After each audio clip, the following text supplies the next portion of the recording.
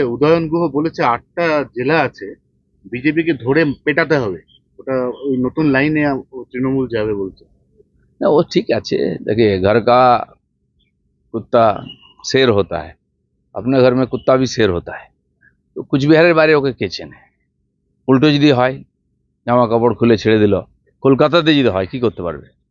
এরকম ভাবছেন তো? ক্ষমতা চিরদিন থাকে না।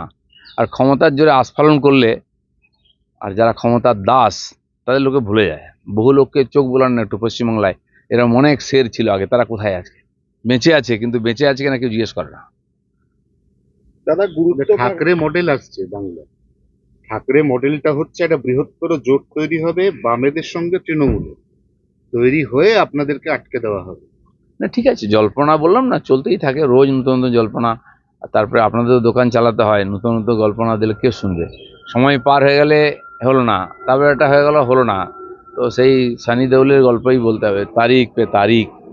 তো মানুষেরও সময় আছে, আজকাল সোশ্যাল মিডিয়ায় একটু ঘাঁটাঘাঁটি করে, লোকে চর্চাও করে, এতে রাজনীতি চলতে পারে না।